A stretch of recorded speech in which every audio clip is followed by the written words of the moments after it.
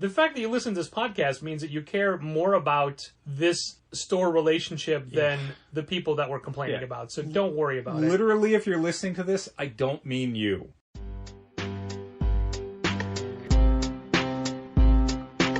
Come on and visit for any occasion. Don't keep patting down waiting. Comics and conversation. Keep the conversation moving along. Keep bringing comics. Keep your local store strong. If it's hard, then it's a job for the challengers. Comics and conversation, y'all. From Challengers Comics and Conversation in Chicago, this is Contest of Challengers, a comics industry business podcast with Patrick Brower and W. Dal Bush. On my way here To tonight, the studio. to the $1 million recording studio, I mean, no lie, this studio costs, I don't know, probably well over $1 million to build. Yeah. For real. Like, not... To build, yes. To kit out even more. Oh, no, like, I know. Oh, just my to gosh. build. Like, Anyway, on the way here, as I was driving, there was a father who was running and a small child on a very little bike. Mm-hmm. And it was no training wheels, but it was like almost like a toy bike. Okay. And the kid had a helmet, and he was just running along with the dad, but on the bike, you know? So the bike was... Like, his feet touched the ground. Okay, but he was sitting on the bike? Yeah, but he was Flintstoning it, you know? Sure. Okay. Like running... Because it was a very small bike. Yeah. So I pass them and don't give them a second thought. And then I'm at Western in Lemoyne. Okay. And I see the dad dive for the kid who had hit the curb and was just going to barrel right into traffic. Oh, gosh. Like, the kid had gotten a little bit of a lead on his dad, and the dad had to, like, tackle the kid to be like, no, don't do that. Wow. Scary. And I thought, that is some of our customers. Like... The kid or the dad? kid. Oh, okay. We're the dad. Okay. In the scenario where the dad... Okay. Like, we can't help them to help themselves. Okay. It's a bad analogy because it doesn't work, but it still, like, I had that thought, like, oh, you know, we can only...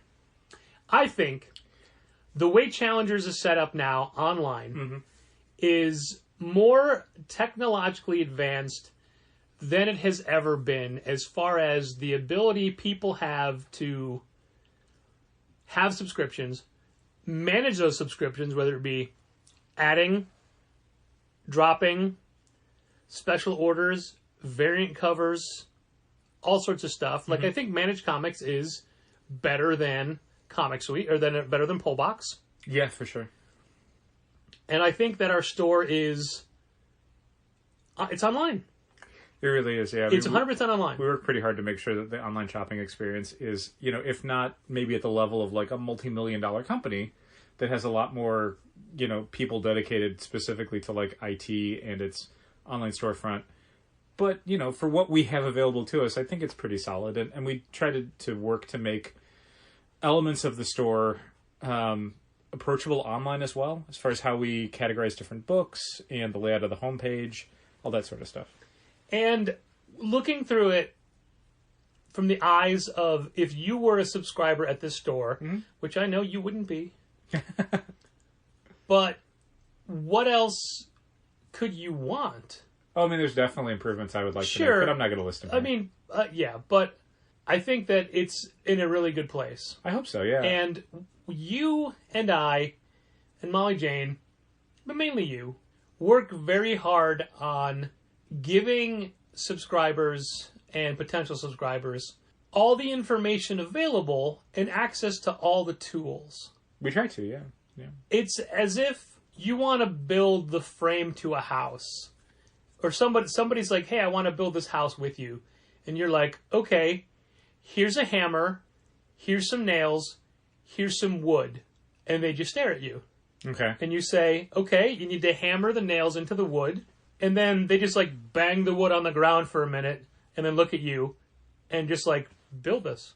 Yeah, I mean, I think that there's just an element of customer service that's always got that part to it. Okay. But sure. I mean, I was building to... Okay. A club member was in today. Mm-hmm. The only book they had on hold for them was the final part of a story that was an add-on after the story was over. Sure. An extra announced book once the story had gone. Yep. Let's say, for example, Banner of War Omega, For example. which is not a thing. Yeah. I think it ends in like a Thor. Right. But let's say they say, oh, Banner of War actually ends in an Omega issue. Uh-huh. Now, nobody signed up for this Banner of War Omega issue because it wasn't a thing you could sign up for. Correct. So what would we do? Well, so are we talking about as an analogy to this specific scenario? Yes. Okay, because I mean that's Because there was an alpha you could sign people up for. Well, okay, but I mean, but, go I mean, on. for this book specifically that you're referring to, you could sign up for it. It wasn't announced when they did the checklist, but then they were like, "Hey, we're going to do this one," and it was in the catalog. Like it was orderable. It was a normal, regular book. But in those scenarios, and what we do in the most recent email that we sent out, there are certain books where we're like, "Hey, this isn't like a sequential issue in your subscription, but it is part of the story, and you're not going to want to miss it." And we understand that like the adoption rate of people actively managing their subscriptions online is a relatively small percentage of our subscribers. I would go ahead and say that if we look at active subscribers, Yeah. the amount that actually utilizes Managed Comics to make an alteration to their subscription, whether that's May I an ask a addition, a question? deletion, or a substitution, When you say active subscribers, you mean someone that, has at least one book currently on their account. but also has at least logged in and No. signed up to. Okay. No, I just mean literally anyone who has a subscription in our store Okay, got that is it. currently Yep. active. Mm-hmm. Of those people, the amount that regularly use Managed Comics, which again I would say it means at least once a month making a change to their account in some way, I would say is probably less than 20% of our subscribers. Okay, but wouldn't you say over 50% have at least logged in and set up an account? No, probably not. No, I thought that we looked at one day and we're like, oh, look at how many people actually.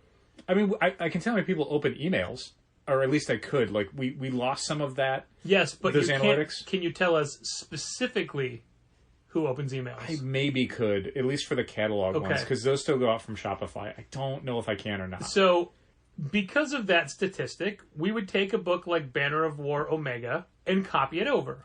Yeah, I mean, I'm trying to think of a different one. Like, more like an annual, let's say, where if James Tynion is writing Batman and there's a Batman annual, we would say, okay, well, your subscription is Batman single issues. This annual is not a single issue; it's a separate thing. Okay. Did James Tynion write this Batman annual? That's what I'm saying. Like, Okay. if James you Tynion, didn't say that part. I thought I did. Sorry. You said James Tynion is writing Batman. There's an annual. Okay, sure. So James Tynion writes the annual. There are elements of the story that you're reading in the monthly comic or bi-monthly comic or bi-weekly comic that are going to be in this annual, and then in the annual they're going to flow back into the comic. If you miss the annual, the monthly regular comic that you're reading is not going to make as much sense. So because we know that 80% of our subscribers don't necessarily check the catalog and make additions and read the solicitations and understand what's going on, we will make a judgment call on certain books and say, okay, well, we're going to add this for you, even though you haven't specifically requested it, because once the book comes out, our ability to get copies for you is severely limited. We would rather risk ordering extra copies that someone doesn't want than needing to source copies that we can't get for someone who decides later that they wanted it because they didn't know it even existed. So we make those judgment calls. But what we do in the monthly email that we send out to subscribers for the catalog is notify you, hey, these are the additions that we've made based on some sort of subscription data that we already have. Like, if you read Harley Quinn, we've signed you up for the Harley Quinn annual. If you read, if you read a previous Wind miniseries, we're going to sign you up for the new Wind miniseries. But we do that with enough lead time where it's like, if you don't want these, you can go in and change them from your account. Managed Comics has, as a tool, the ability to add pre-orders and delete them as long as the FOC final order cutoff date hasn't been reached. So, customer comes in. The only book they have is... Let's say Banner of War Omega. Sure. And they look at it and say, what is this? And we say, oh, it's the wrap-up to the Banner of War story. I didn't order this. Well, I mean, it was announced after the fact, and it's a last part to the book. But, you know, so we made sure to pull it to everybody. So they didn't miss the end yeah. of the story. Well, oh my God, Gina just texted. Mm-hmm. I just saw the pirate. Oh, no. That was her text. Oh, no. Hope she's not at the store. He's skateboarding west on Division. He does have a skateboard, that's true. He's a skateboarding pirate. So he says, well, I didn't order this. Uh-huh. And we say, oh, you know, it's the last part of the story. Right. And he says, I only want the books that I subscribe for. I don't want extra books. And Gina says, well, we did email you about it to say that we were pulling it for everybody who got this story. And he said, quote, and I'm adjusting my voice to match the way he said it. Mm-hmm. I don't read my emails. That's the second time in the history of challenges that we've gotten that, and I love that response. I love that thing of like, well, we did notify you of this. I don't read notifications, is the general response. And it's like, what am I supposed to do with that? And then I said, look, did you read Banner of War? Yeah. This is the last chapter. Is it important? No, it's a comic book. You don't have to buy it. You do not have to buy it. No one's twisting your arm. I would read it. Yeah. But I'm like, do you read, this sets up things moving forward. Do you read Hulk or Thor? No. Then why did you read Banner of War? Yeah, that's weird. Yeah. So it's like, look, we'll put it, it's not a big deal, but physically getting mad at us for having pulled it in a case so they wouldn't miss it. Right. So all you have to do is say, oh, hey, I didn't realize this was part of it. I don't want it. Yeah. So this is a problem that we have a lot with doing. So why were you reading Banner of War if you don't read Hulk or Thor? Yeah, and I guess I want to rephrase what I just started with. This isn't a problem we have a lot. This is a problem that happens occasionally, more than we'd like, but not like overwhelmingly. The thing is, so 80% of subscribers don't ever check the catalog. It maybe is different for a mainstream Marvel or DC book. People who subscribe to those books are maybe a little bit more active on Managed Comics as a platform than people who maybe just get like Saga or just get Critical Role comics or whatever. Like they're not looking for a lot of other stuff. They just want to read those books. But people who follow Marvel and DC universes usually are looking for newer titles and other stuff. So if it was, Banner of War, I would say 50 to 60% of people who subscribe to Banner of War do not go on to Manage Comics. So we have to consider the 50 or 60% of people who are never going to add this book rather than the maybe 2 or 3% who are going to be like, I didn't ask for this. I would absolutely ask for something if I needed it. And the thing is, I know the customer you're referring to, and I don't think they're active in Managed Comics, so we would definitely be in a position down the line where they are going to find that they didn't get X-Men Hellfire Gala, or they didn't get some other thing because they don't look at the catalog, and they're going to find out too late, and they're not going to order enough. I went into their account to make sure that they were not down for anything that's not a sequential thing. Mm-hmm. And look, we would much rather, as Dal said previously, we would much rather pull you the book hoping you want it when you didn't know about it, as opposed to when you saying, oh, can I get Banner of War Omega? And I was saying, you didn't order it?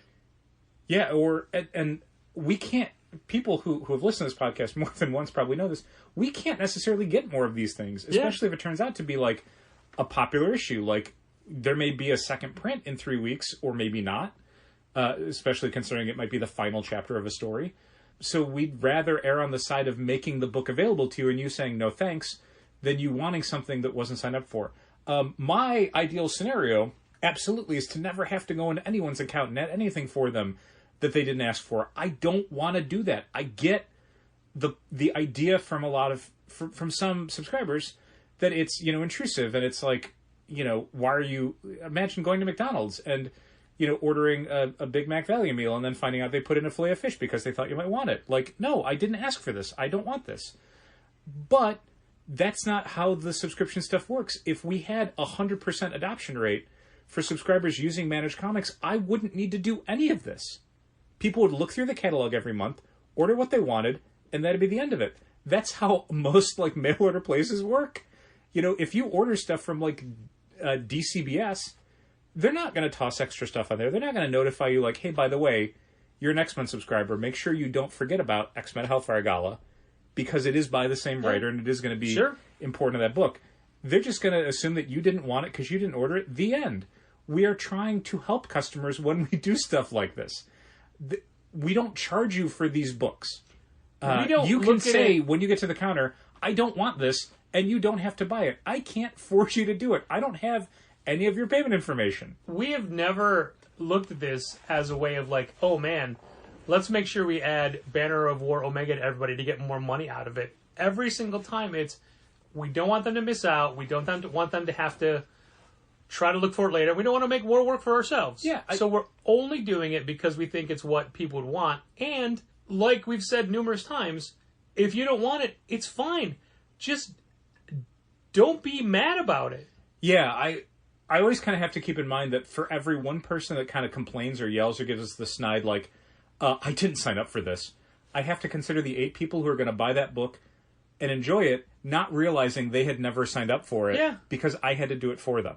So that's the kind of trade-off of eating a little bit of shit to know that, like, 8 times that many people are probably grateful without even realizing it. And even if those 8 people had all said thank you, it's still the one person who's a dick about it. It's unpleasant. Yeah. It's customer service, like I'm still a human being. I don't like being treated like that, even though, the general atmosphere in Western culture is like the customer's always right. Like, well, which customer in this scenario is right? The guy who's yelling at me for adding a book he didn't ask for, or the people who didn't even think to add a book and are going to be grateful that they have it in their subscriptions? Who's right in that scenario? The original outline of this podcast episode in my head was going to start with customer outreach and positive things that happened this week. But again, that father and child on the bicycle spurred it. But also... That the real world happened. Yeah. Earlier this week, when we were closing on Tuesday, we suddenly got real full. And Tuesday nights, we have to stay later and do a lot of extra work to get ready for Wednesday. Fine. Yeah. Yes, we close at 5. Yes, we've been closing at 5 on Tuesdays for the last, you ready for this? Ready. 2 years. Hey, happy anniversary. This is not a new change or anything. No. It's been like this for 2 years now. So, there were some people in the store already, and then some people came in at like 4:57, and I'm on the side counter, and they come in and I go, hey, just so you know, we close at 5 o'clock. So actually, I was physically closing the door at the time. Were you really? Yeah. Okay, but it was still... I remember being near the doorway because I was about to... we had the door propped open because it was a really nice night. Yeah, sure. So I was going to go outside to get the kickstand to close the door, to close the sign, because the lit sign was already off. I think it was like 5 o'clock. I looked at it. It's the lit sign, even though it's cued to my phone, it does start... it adjusts itself, so it like turns on 2 minutes early, turns off 2 minutes early. Okay. Every once in a while, I need to reset it. All right. Which is annoying. But anyway, they had like 3 minutes, right? Fine. While they were there looking around, we had a former club member in, and I go, hey, Jeff, we close at 5. And he goes, oh, okay, I'll come back later. And leaves. Right? And then there was another couple, and they saw it was 5 o'clock. They left. So this other group of 3 people were still further back in the store. Fine. I go shut down Sidekicks. Right, because they weren't with kids or anything. Yeah. So what that entails is turning lights off and stuff. Sure. So I turn off all the lights, and as I'm mere feet from the Sidekick's doorway, somebody comes to walk in, and I go, oh, hey, I'm sorry, this room is closed now. And they go, what? I go, yeah, this room is shut down.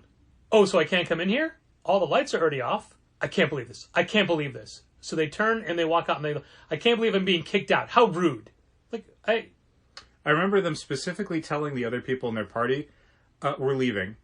Okay. And they specifically called you a rude ass. A rude ass. To which I said, there's no need for profanity. And they say, I've never been kicked out of a store before. First of all, no one kicked you out. No. Second of all, you were in, it was well after 5 o'clock at this point, and we had let you stay. Yeah. And then they stood outside and glared through the, because I had to follow them out to lock the door. Sure. And then walked up and down the block, glaring at us through the windows. And we turned all the lights off and got to work closing down and then putting out the new books and everything. Yeah. But what are you hoping to achieve? Why are you, if this, they stared at the signs after they went outside? Guess what? The signs all said 5 o'clock and it was after 5 o'clock. Yeah, I mean, just wanted to make things uncomfortable. And honestly, I think that's what it was.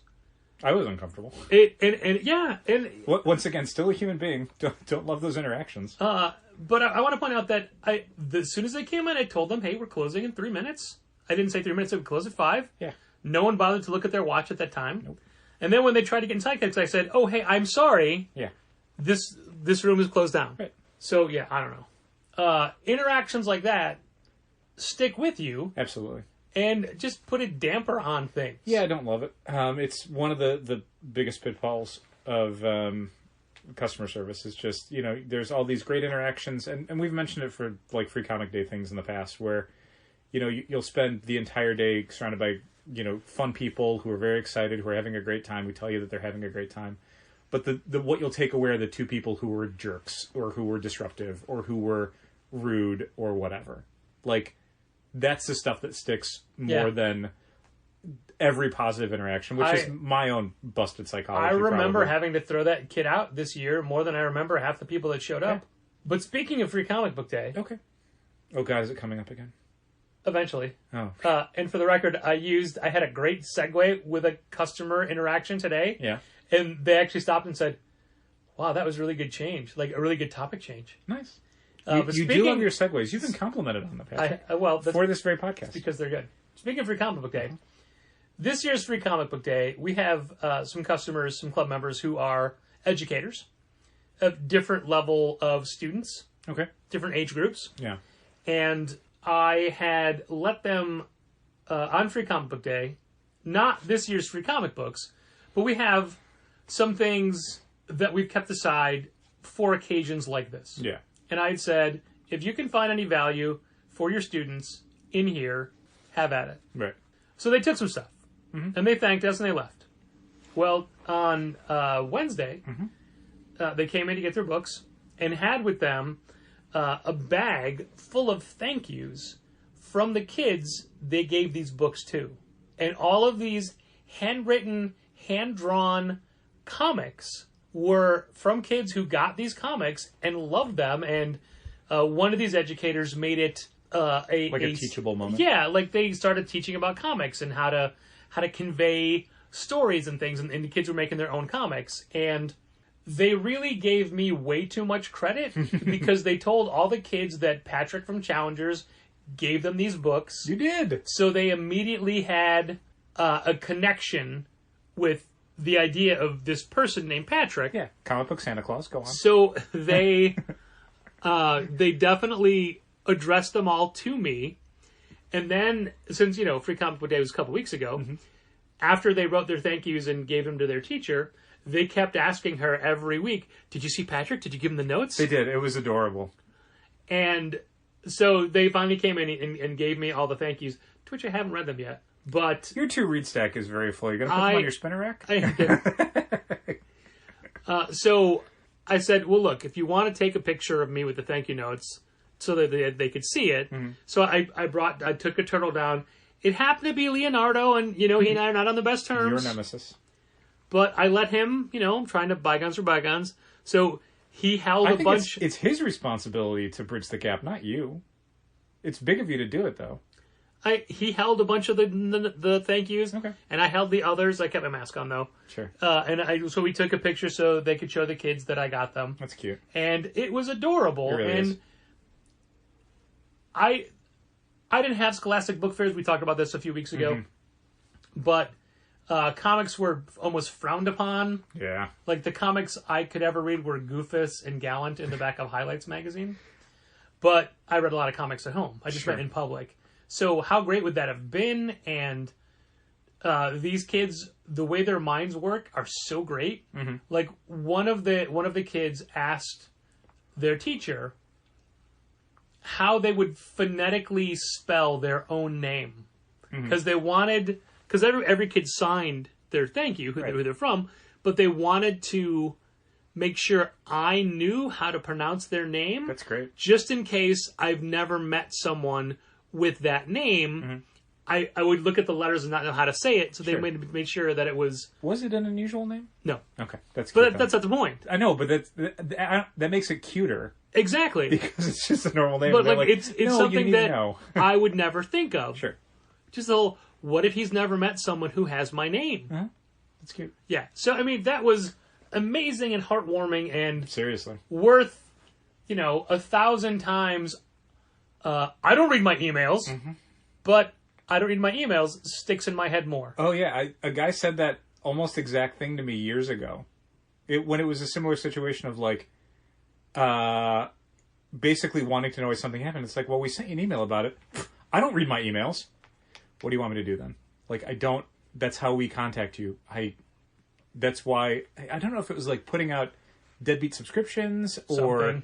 Yeah. Like, something where it was minor, but it was a thing where we had notified them in advance, and then when they came in, it was very like, well, why did this happen? And it's like, there was an email that explained it. Like, it wasn't the wrong email address. It wasn't, you just got it and you didn't read it, and then it became our problem, and it's like, what do you want me to do with that? The next time there's a major Managed Comics upgrade and you need to send out an email for it, please put the subject heading, "Do not read this email." Just leave it at that. Sure. That was why once upon a time when you and I worked for a different store, when we had to do a big alteration to the subscription service, and it was well in advance of subscription services being online. Yeah.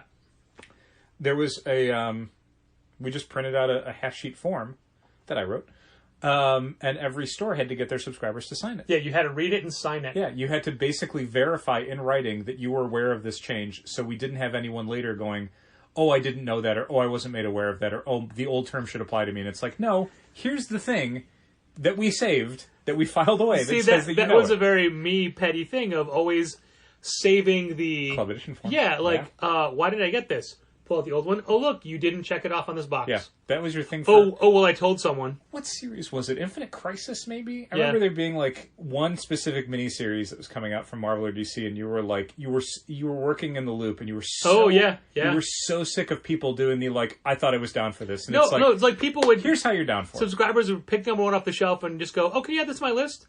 And for that book, I went, no. What? Yeah. You knew this was coming out. It was on the Club Editions form. You could have added it. No, I'm not adding it to your list.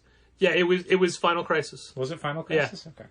Oh, I remember it well. And I can tell you the club members who I thought Final Crisis was more of a Challengers book. Was it? I think it was. Oh, maybe it was Infinite. I don't know. I think it was definitely Infinite Crisis, because I remember it was a few years before I had left, and you were very adamant about, like, Yeah.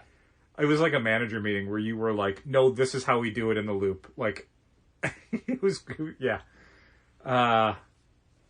Set in stone for you. You have very specific views. And again, my ideal scenario is, I mentioned years ago, I would love to move to like a DCBS style thing where like you turn in an order each month. That's what I order for you. Yeah. No ongoing subscriptions.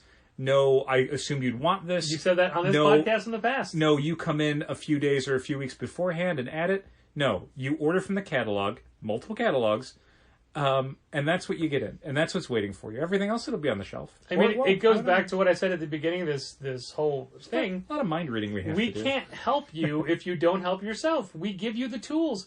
Here's the information about Infinite Crisis. Did you want this book? Yeah, it's... You ignored it. I mean, it's a thing that you've harped on for a while, and I kind of vacillate on it.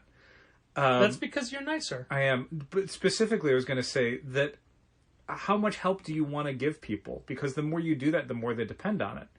And while there's an element of, like, don't you want to be a good full-service store where people have just a good, frictionless experience, but then there's a part of, like, this isn't just a thing where you just walk into a store and you just bought something and left. There's an ongoing behind-the-scenes relationship that becomes our responsibility, and putting more and more of that on us to predict your behavior is kind of not doable. Yeah. It's not achievable because the market is so complex now that the idea of, like, oh, you should have known I wanted this tie-in but wouldn't want this tie-in, and it's like, well, that's not how I would read these books, so I didn't assume that. We have a regular customer who's not a subscriber, and we anticipate books he's going to want, so we order them with him in mind, but he's not a subscriber. Mm-hmm. I just had to order something from Southern Hobby today that I'm like, well, I want this. I know he's going to want this as well, so I'll order a second one. Sure.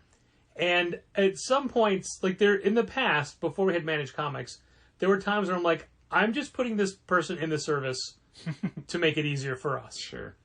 But it's harder to do this way now.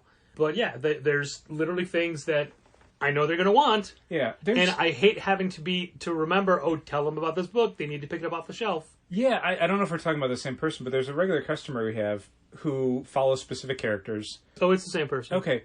So they had come in on a day that I wasn't in, and Molly Jane, I think, had taken down the special order for them. And I was like, this is the point at which they need to be in the subscription service. Yeah. It's one thing to be like, hey, this thing you're getting in, throw that aside for me. I don't love doing it, but it's easy to do. Or I missed this copy of Good Asian. Right. It's another when it's like, this book you're not even ordering, make sure I get a copy of that. That's the subscription service. Yep. Especially if it's a series of books where you're going to want it every month. That is not a putting it in the special order book situation. No. That is what the subscription service exists for. You need to start taking that next step as a someone who gets books, or, and this is always the unspoken option, don't do that and just buy what we have on the shelf. Yep. Like, if you want us to start getting things for you, which is what the subscription service kind of is, there's an element where you have to be partially responsible for that. That is a collaboration between us and you. It's basically you telling us to get stuff for you and we get it. The first part is kind of crucial, and that's the part that a lot of people, and again, I shouldn't say a lot of people, my go-to is to make this sound more all-encompassing and widespread than it is. It's not. It seems that way to us because if we have one interaction like this in a week, it's the one we remember, while hundreds of other subscribers could go through this process with zero problems. But the one person who does, it's like, why is everyone complaining? Like, no, everyone isn't. Don't make a mountain out of a molehill. By the same token, we have a regular customer who is not a subscriber and doesn't want the commitment of being a subscriber, and they just buy what they want off the shelf every week. Great. And if we ever don't have a book that they wanted, they don't ask us to order it. I don't know what they do. They find it somewhere else. Yeah, maybe find it somewhere else. There's a bunch of comic shops in the city. But it's like, hey, they don't want to subscribe. Fine. It's like their interactions are perfect. You buy it, they buy a thing. Yeah. I mean, in addition to the, like, there should be no standing orders for anything. It should be month-by-month orders. One of my other dreams was like, what if we just got rid of the subscription service? And that comes up often. Don't worry. It's a conversation Dal and I have off the air. Yeah. On occasion. Not regularly, but once in a while. Yeah. As much as we complain about things like speculators and stuff like that, that stuff ends up being a real blip compared to the kind of continuously squeaky wheels of the subscription service, of every single part of it being something that, like, has a friction point, unfortunately. Like, you know, having to track down deadbeats. We had to do emails this past Sunday. And we had somebody come in today who had 31 books in their box. And they're like, I'm real sorry I haven't been in, blah, blah, blah. I don't want you guys to ever worry about me. And I said, we did our phone calls this weekend. Did you get a phone call from us? No. We're not worried. Yeah. Because it hadn't been... Yeah, you come in once a month, you're fine. I don't care. But, it wasn't like... I like that attitude. Like, I don't want to be a burden. Because those people go out of their way to not be a burden. Conversely, there's people on the subscribers who have, you know, not been in a few months, who are deadbeats, we call them, who are continuously on that list. Yeah. Like, every 2 or 3 months, I'm calling or emailing, or Miley Jane is, or the stores, the same people. And it's just like, I don't want to have to keep babysitting these people. Yeah, and that's in addition to... I've said in the past, like, just don't do it. Every other kind of minor thing. And the subscription service is a lot of those friction points. Things that require more effort and more attention than I necessarily want to give them. And so, yeah, there are points where it's like, what if we didn't do this? What if the store was just a store? You came in, you bought stuff online, in store, you know, we'll hold it, we'll ship it out, whatever. But that's it. Like... No pre-orders, no standing orders, no subscriptions, no contacting subscribers, no all of the things. Like, boy, that's definitely part of where my brain is sometimes. So obviously the majority of the people that listen to this who are our subscribers are not those people. And yeah, I don't want to make them feel bad. I know I probably do. We don't, because unfortunately there's people who will look at this and it's not reflect you. backwards and say, am I doing these things? The fact that you listen to this podcast means that you care more about this store relationship than the people that we're complaining about. So don't worry about it. Literally, if you're listening to this, I don't mean you. Yeah. Please take that to heart. If any of the rest of this sinks in, carry with it the idea that if you're listening to this, I'm not referring to you. But I'll tell you what, there was a point earlier this week where I thought of 2 former club members who don't shop with us anymore. And I thought, it's so much... Wednesdays are so much better not having to worry about them coming in. Yeah, I was going to go a different way with this. I remember it's nice to hear people be like, I don't want to be a burden, I'll never stick you with stuff. But all I remember is one of our earliest subscribers and challengers was a guy who was like, I'm never going to stick you. I know it's been a while. I'm always going to come in. I'm always going to get my books. Stuck us with hundreds of dollars worth of stuff. I mean, honestly... Because eventually we were like, look, it's been a long time, but man... Like, he's been with us from the start. Like, he's one of our biggest customers. Like, he said he'll always come in. Like, we got to give him just a little bit more time. And then eventually it was like, nope. And then he never came in again and stuck us with hundreds of dollars worth of books. And since that day, anytime someone's like, I'll never stick you with books, it's always like, that's a warning sign. and we never saw Jimmy Hayes again. No, I'm kidding. It was not Jimmy Hayes. It was totally not Jimmy kidding. Hayes. Totally kidding, No, Jimmy. no. But yeah, like there's sometimes because there's often times where you think, how far do you go to keep somebody? But then you think, what is your mental stability like without them? Sure. And I'm okay. Like there's a topic that comes up often on message boards that is, it's okay to fire customers. Like for retailers, you mean? Yeah. Yeah. Yeah, it's okay to fire a customer. It's fine. And the people that we have to call, there was Well, I guess. okay, hold on. There was one that only thought to come in when we called them. Yeah. And we finally said, we're not doing this. And they were like a regular customer at the barbershop before, like where the people that own the barbershop, where they came from, as we came from somewhere else. Right. They came from somewhere else. Yep. They were going there all the time. And then when Black River was moving next door to us, this person said, this is great. I can get my comics and a haircut. And they wound up flaking on both of us. Yeah. Like the barbershop had like never saw them again. Yeah. And that happens. Like people Yeah. disappear all the time. Yeah. And I guess that's sort of the thing is like, you know, as far as like firing customers goes, like you want to come in and buy stuff as long as you're not being disruptive or argumentative or anything like that. You want to come in and buy a comic book off the New This Week shelf, or you want to buy a graphic novel or supplies or whatever. Fine, great, go ahead. But additional services, things like the subscription service, are kind of like, that's something that we can say no to. Yeah. If you've burned us on stuff in the past, if you've caused us to lose money, we can absolutely say, no, we're not going to offer you this service. Like, I think that's the thing that you can definitely do. And that's, a subscription service is a thing that it's an opt-in service, and it's kind of opting in from both ends. Both the customer and the store have to agree on this relationship. If, you know, just a store with an open door, yeah, you can come in and buy stuff, sure, whatever. The holding things, the doing all the rest of it, maybe I decided I don't want to do that. So 2 weeks ago, we got in a stack of restock of Chainsaw Man Volume 1. Mm-hmm. More than half of it was for special orders. Yep. I personally called all those special orders. Yep. Somebody came in today to get one. Yep. Checked the whole box. Not there. Nope. And I said, hey, you know, we only hold stuff for a week. You got called almost 2 weeks ago. Mm-hmm. Oh, okay. Well, can I reorder it? No. No. We ordered it. You didn't buy it. No, I know. But like your reaction was no, but to the face, Sure. I'm just like, no. No. Why would I do that? Yeah. You understand that when I'm ordering this isn't just like me calling a company and saying, please send one over. This is me paying a company to get a book for you, and then you're not buying it. But don't worry. Imagine if me and this person were out to lunch, and that person's like, hey, I don't have any money on me. Can you buy me a sandwich? And I said, sure. And I bought them a sandwich for $5. And they said they'd pay me back. And then they never paid me back. And we went out to lunch again. And they said, hey, can you buy me another sandwich? The answer would be, No. no. You haven't paid me for the first sandwich. Also, will you buy me a sandwich? I will. Boar's head? No. Boar's head bread, boar's head meat, boar's head cheese, they do it all. Boar's head's Boar's common. head plastic. Boar's head label. Yeah, exactly. Yeah. Yeah, so it's like, no, we're not going to do that. No. Easy, no.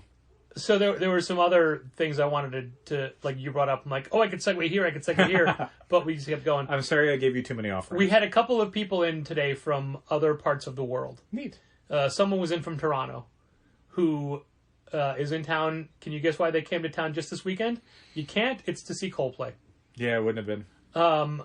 So I'm like, oh, hey, you know, thanks for finding us. They're like, it was an accident. I just got off of the Blue Line. Coldplay don't play Toronto at all?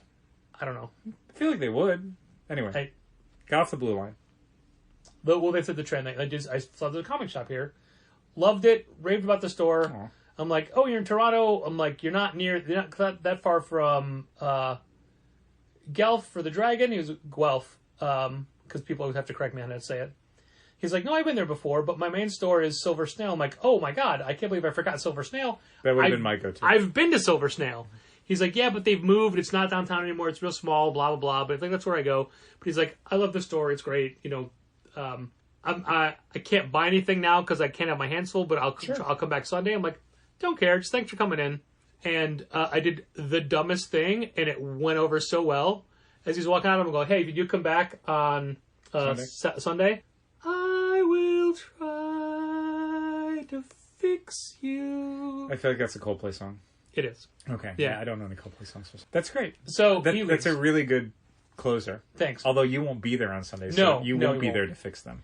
So somebody else came in who's from out of town who works at a comic shop. He do the same thing we do. Yeah, exactly. Which I'll be doing in Asheville in 2 weeks from today. Yeah. Well, not this second, but Have you scoped out stores in the area? There are 5, Wow. and 2 of them are like across the street from each other. It's always so weird. Also, I'll have a personal guide who can tell me where they all are. Okay. So yeah, Ric Flair. one of them claims to be the only female-owned store in Asheville. Okay. Yet Luke goes to a different one that's owned by a woman. Huh. So it's weird. He doesn't understand. Maybe anyway, it's like founded rather than maybe. You know what I mean? Like, Maybe, yeah. Because there's anyway. Anyway. So a person's in from another town, and they come up with a stack of Star Wars back issues, and they say, "Is there a limit to how many I can get?" Whatever you can carry Like, out. what do you mean? He's like, "Well, if you have like 6 copies of a book, is it okay if I get 3?" I said, "You can buy all 6." Yeah. There's Like, no I limit on the only back wanted issues. 3, but I didn't know if it was limited to or anything. I'm like, "Nope." We have had people in the past buy a box of back issues, and you know what? Totally fine. Thank you for asking. He's like, and all he was buying was Star Wars comics. I just want to say, I love your store. I love how it's laid out. Oh, thanks. I love your incentive pricing because the store I work at, our pricing for incentives is random and high, and the owners claim that it's because they're trying to keep them out of the hands of speculators. And I thought, okay, that's weird. That doesn't work. He's like, I know. He's like, there's so many things I hate about it, but it's not my store. And I said, I've been that person. I said, son, been there. And then he just like pointed at stuff like, I wish we could do this. I wish we could do this. And I said, literally, that's why we have this store. Did you say that you could just print them out, signs that say Gina recommends? Yeah, right. Gina was a rock star today. Gina was so good today. Was she happy to be back? I mean, she's always happy to work with me, Dal. Come on. Did you guys have cocktail hour? It's a Friday, so yes. Yes, it was strawberry margaritas today. How were they? Good, because I've developed this trick where, because we buy I keep forgetting you're a mixologist now. We buy bottled margaritas, but do? we add extra tequila. You do? You got a system. You have to up it a little bit because you don't get enough. Yeah, and one of the things that I have instilled in Gina, as opposed to distilled, is that when you're adding the extra tequila, that goes in first, then you put the rest in. You don't put it on top. Oh, you don't put the mix in and then the tequila? You put the tequila then the mix? Well, no, because the mix it's got the tequila in it. Right, but I mean like the raw The tequila. added tequila goes in the bottom. Interesting. Yeah. I'll Don't put it take on your word top. for it. Don't put it on top. I don't plan on putting it anywhere. Man, you mean you gotta learn. I do not. Anyway, it's always interesting, and like, this person was young and not in a position to be an owner, Sure. and didn't necessarily have the good for them. Yeah. That's when it's the most fun. But they Or also the they most got into aggravating. it. Hard to tell. Like they started shopping there when they were younger, and then little by little, it's like, oh, they'd help out for a few hours here. Yep. And I go, what you are telling is the story of every person who owns a comic store now. It really is. Yeah. That's the pathway. That's how it starts. But again, it was nice to hear those things from somebody in the biz, if you will. For sure, yeah. And because they were buying all back issues, which were half off, I didn't give them a deal. No, why would you? I mean, Yeah, exactly. I hope that they're planning on selling them at a premium. I hope they have an audience. No, it's for themselves. It was They just wanted one of- multiple copies? They're a Star Wars fan, Dal. Okay. I don't understand the mindset of Star Wars fans. Then they should have I'll been never try. in California for Star Wars Celebration. Maybe Which is they are ongoing. here to watch Obi-Wan on a big screen somewhere. I don't know. That would actually be at Star Wars Celebration Thursday night. Well, it's not Thursday night anymore, is it? No. I ended last week after the podcast, speaking of podcasts, at Chicago Podcast Day, which was an all-day conference for podcasters and wannabe podcasters here in the big old city Chicago, set up by our bestest friend, James Van Osdol. And I hope people realize that when I say things like our bestest friend, there's like a solid 15 people I call our bestest friend. You mean the store's bestest friend or your bestest the friend? store's bestest Gotcha, friend. okay. Do you want to name some? I don't, because I'm sure I would forget people or Well, no, I miscategorize just people. said some. I'll allow you to do it. Oh, but like Mike Norton, our Sure. bestest friend. Yes, absolutely. Kyle Starks. Sure. Jenny Frizen. Sure. DWJ. Sure. You know, like that. Yep. Those are our bestest Those friends. are the exact ones I was going to name. You're exactly right. I see. I knew it. Yep. I knew you're on board with this. One step ahead of me. So James Van Alsto, who's our bestest friend, who had the chance to go to a thing like this in California, but it was so overpriced and he wasn't sure of the benefit of it, so he thought, what if I just set it up here? And you know what it cost people to go to this show? $20. That's nothing. That's nothing. An all-day event, and it was literally back to back to back. There's like 5 minutes between each panel, and then there were a couple of breaks. Crazy. But it was catered. There was food. Wow. I didn't have any because I feel weird, even though I was a panelist. If anyone should get food, it should be the panelists. Yeah, but I didn't pay to be there. You're the reason why people were paying to be there. But they didn't. You provided the value. Yeah, whatever. Oh my so God. it was. I thought it was great. I thought that first of all, it was in 2112, and it was part of. Oh God, I can't remember the names. It was in like this warehouse district over by Montrose on the highway. Okay. But once you're inside, it was this really great space. Ooh. And my panel was second, so I was there at the beginning. I saw the introduction. I saw Jaime Black do his Podcasting 101 panel, which is a thing he usually charges a lot of money for, and he had to like drop it from 2 hours down to 1. Wow. And then it was my panel was hosting a branded podcast, not podcast branding, but a branded podcast, which is a podcast that is in service of something brand. other than itself. Yeah. So like this podcast is a podcast that's also hopefully driving people to Challengers Comics. Right. I mean, you can argue that every podcast is its own brand, but that's not the sort of thing you mean. Right.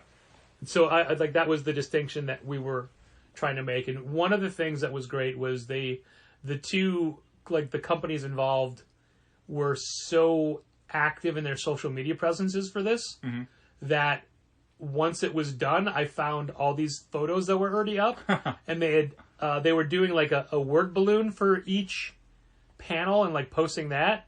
But as James pointed out, like it was most fitting that a word balloon was attributed to me. Really? Yeah. Right?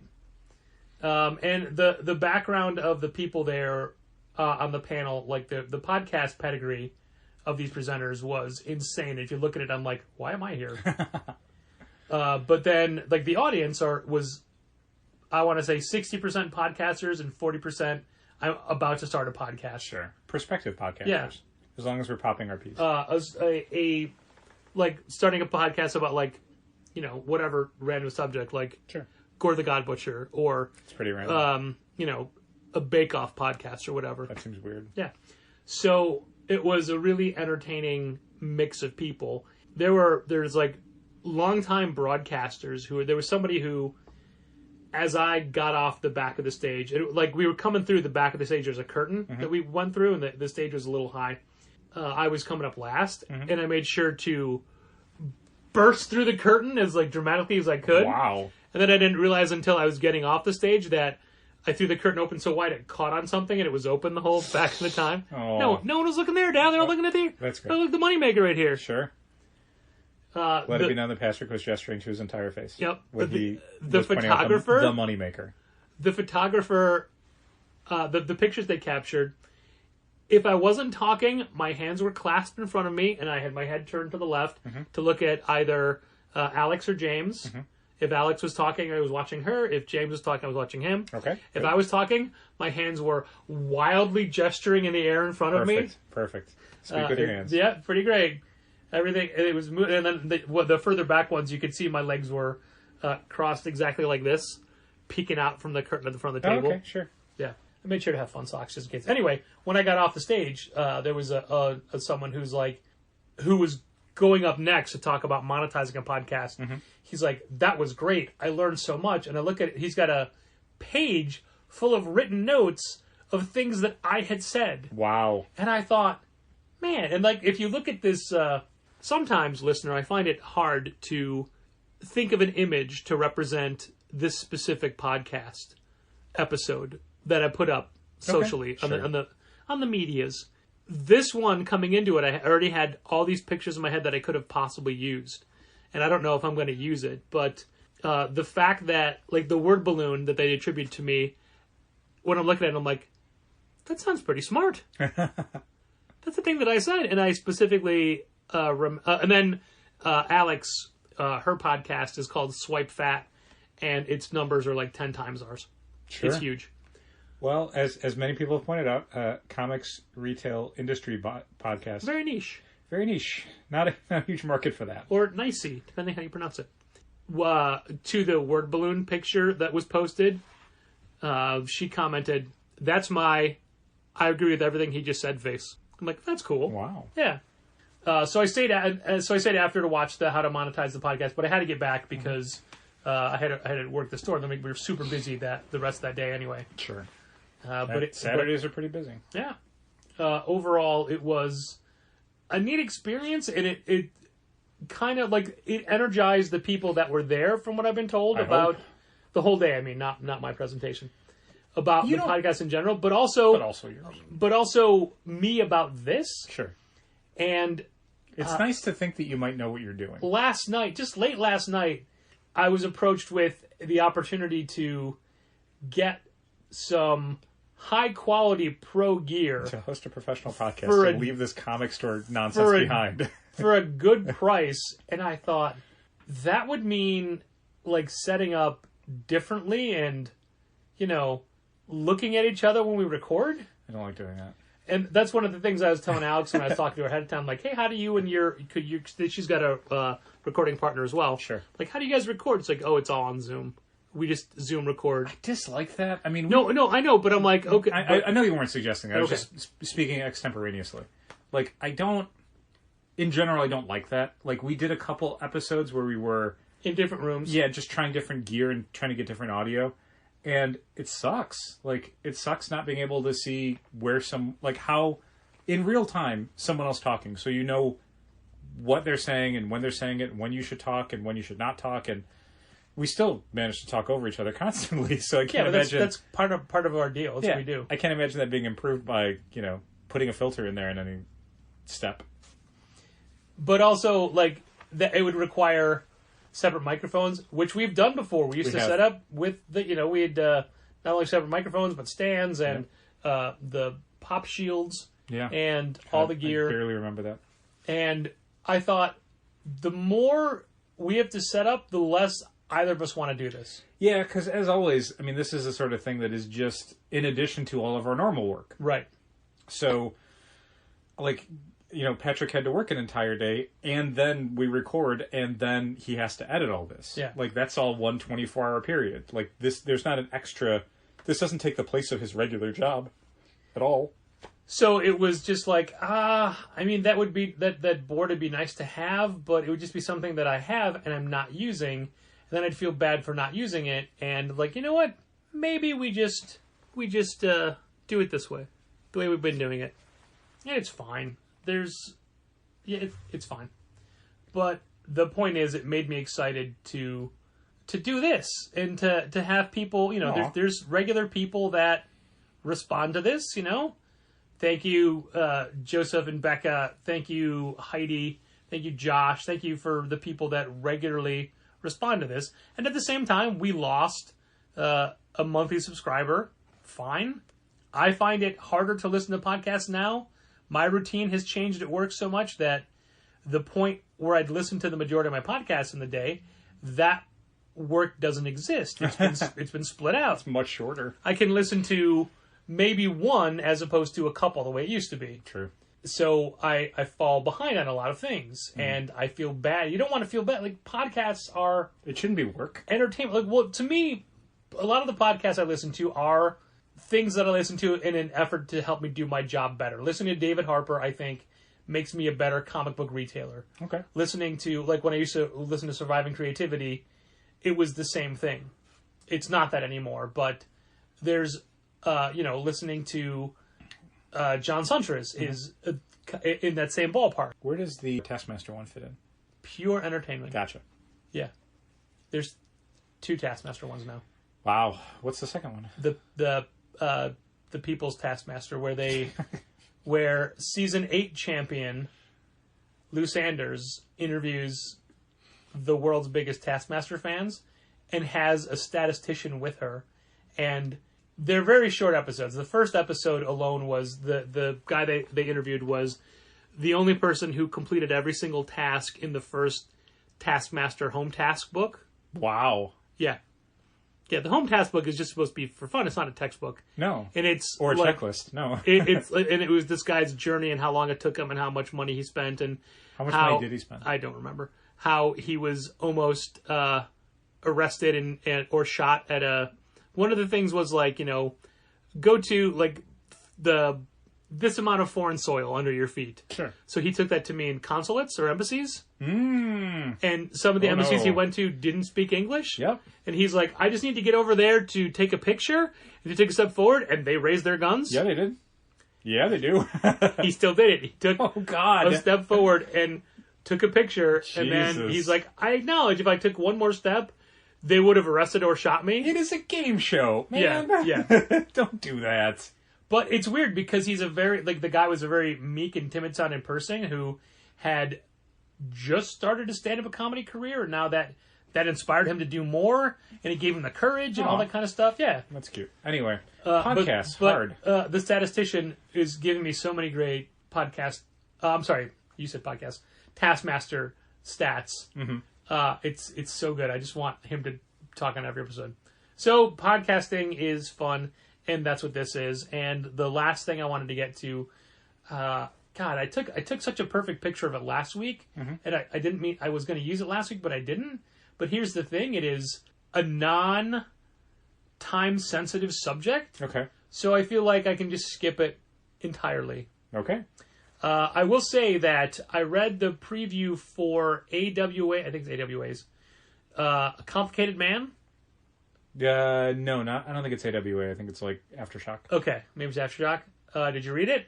I did. I liked it. Calculated Man? Calculated Man, yeah. Calculated Man. I like the premise of a... Paul Tobin's just real good. It's an didactic memory guy who can't lie, Yeah. but used to cook the books for the mob. He was an accountant for the mob, and Yeah. now he's getting revenge. And it's just a really weird...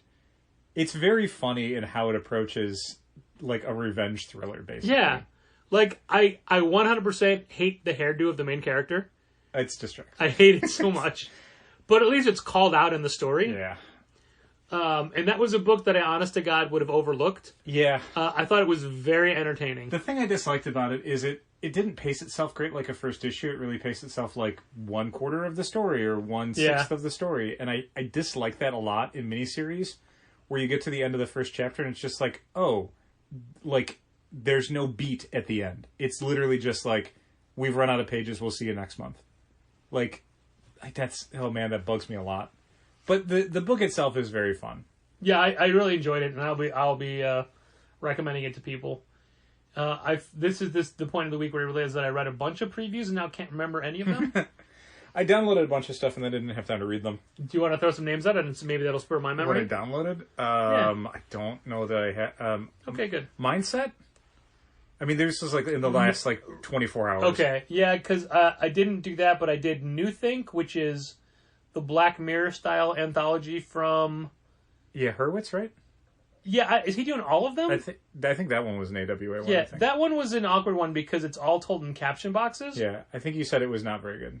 I mean, I like the premise. I just didn't like the way the story was told. Sure. But I don't like to say that I don't like preview books. I understand. I'll say it. But you said... I'll say that you said it. Yeah, what I mean, it was a bunch of stuff that I downloaded. Oh, what did I did read one today that was an actual preview. Variants, #1 from Marvel. Gail Simone Filnoto. I'm excited. It's Gail Simone, which is great, right? Yeah, it's her doing a Jessica Jones multiverse story. It's weird because partly I don't understand the continuity of it. Like, it definitely feels like it exists way before Devil's Reign and potentially even before other stories. So it feels like a book that is just meant to be like, if you know Jessica Jones and Luke Cage and Daredevil from like the Netflix show, here's a book that's kind of like the idealized Marvel version of them. It doesn't feel like it fits into anyone's continuity beyond just being sort of a sequel to the original Brian Bendis Alias series. Okay. So that's like the Walter Mosley Thing story. It's just a weird thing of like, why is this happening now? Like, why is this book just coming out of nowhere? Setting that aside, it's solid. I liked it. Gail Simone writes Jessica Jones great. Phil Noto's not really my guy, but I thought he's well used on this project because it's a little bit more cerebral, a little bit more introspective. So a lot of the things that I don't like about his art in superhero stuff, like how frozen it can feel and how undynamic it is, kind of works for a Jessica Jones story in the same way that Michael Gaydos was a good Jessica Jones artist, even if he's not a good superhero artist. Sure. Maybe because he's not a good superhero artist. She's not a good superhero, so there. Yeah, but I liked it. It's a solid first issue. It ends on a pretty fun cliffhanger. I'm so bad at getting Marvel previews. I'm so bad at that. Yeah, it doesn't help when... They're on box too, aren't they? They're on box. One of the problems with the login on box is that, for one thing, it's easier because they don't do the dual authenticity and the authentication. Code. But frequently when I load them up, they don't load, and I have to keep reloading them until eventually the system figures out how to load the preview. The reader is just real bad because you can't download it or do anything. You're just looking at it on a website. And then additionally, some weeks, they don't give you the books you want to read. Yeah. Like, I only ever want to read previews of issue 1. I don't need a preview of, the 19th chapter of a book that's coming out in 2 weeks. Yeah. Not going to help me order differently. I hate it when I click on a DC link and it's just a folder of static images. Oh, yeah. Give me the book. Yeah. So the fact that Variants number 1 was in the box folder for Marvel made me go, yeah, I'll actually read this. Thank you. Sure. The rest of it I can just skip because they're later issues in the series. I think I haven't read... I didn't... I talked about Black Adam last week. You did. That's when I read stuff. Okay. But there's other indie books I read this week. I just don't remember. Aww. Sorry. That is my memory. Because everything's like plastic nowadays. Yep, that's true. It's a total in-joke that doesn't make any sense to anyone else. But hopefully this entire podcast makes sense to people. So thanks for listening. And keep reading comics. This has been Contest of Challengers. Thanks for listening. Keep reading comics. Challengers is located at 1845 Northwestern Avenue in the Bucktown neighborhood of Chicago. 773-278-0155. Keep up to date with new releases and events at challengerscomics.com. Like Challengers Comics on Facebook, follow @Challengers on Twitter, and help fund this podcast at patreon.com/challengers.